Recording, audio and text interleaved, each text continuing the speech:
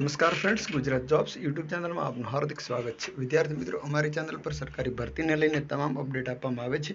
જો તમે અમારી ચેનલ ઉપર નવા હો અને સરકારી ભરતીની તમામ અપડેટ મેળવવા માંગતા હો તો પ્લીઝ અમારી ચેનલને સબસ્ક્રાઇબ તેમજ બાજુમાં આપેલ બેલ આઇકોન પર ક્લિક કરી દેજો, જેનાથી સરકારી ભરતીની અપડેટ આપને મળતી રહેશે. માય ડિયર ફ્રેન્ડ્સ, આજનો ટોપિક છે કે ધી ગુજરાત સ્ટેટ કોઓપરેટિવ બેંકની અંદર વિવિધ જગ્યાઓની ભરતી જાહેર કરવામાં આવે છે. આ એક અમદાવાદ ખાતેની કોઓપરેટિવ બેંક છે. તો આપણે જોઈશું સૌપ્રથમ કઈ કઈ નિમણૂક છે. અહીં વેબસાઇટ પણ ઓફિશિયલ આપેલી છે, જેને લિંક હું આપને ડિસ્ક્રિપ્શનમાં આપી દઈશ.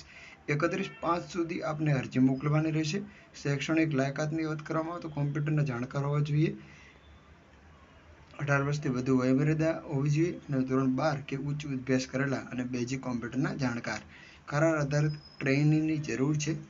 15,000 પગાર આપવામાં આવશે અને 11 માસ આધારિત કરાર આધારિત ભરતી નિમણૂક કરવામાં આવવાની છે. ત્યારબાદની જો વેકન્સીની વાત કરવામાં આવે તો એ વેકન્સી છે ક્લાર્કની, જે એપ્રેન્ટિસ ક્લાર્કની વેકન્સી છે. તેમાં આપણે કોઈ પણ માન્ય યુનિવર્સિટીમાંથી આપણે કરેલું હોવું જોઈએ, બેઝિક કોમ્પ્યુટરના જાણકાર હોવા જોઈએ અને 17,500 પગાર આપવામાં આવશે. આપણે કરાર આધારિત ભરતી છે, જે 12 માસના કરાર આધારિત ભરતી છે. જે એપ્રેન્ટિસ તરીકે પણ આપણે સર્ટિફિકેટ ત્યાંથી મળશે. ત્યારબાદની જો પોસ્ટની વાત કરવામાં આવે તો એ પોસ્ટ છે કોઓપરેટિવ ઇન્ટર્ન, જે ઇન્ટર્નશીપ હોય છે એ રીતનું, જેની અંદર 25,000 આપને પગાર આપવામાં આવશે.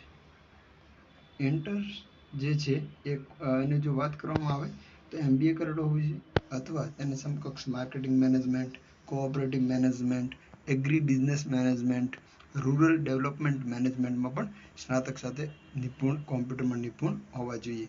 તો આ છે કોઓપરેટિવ ઇન્ટર્નની, જેનું ફિક્સ માસિક તાળું 25,000 આપવામાં આવશે.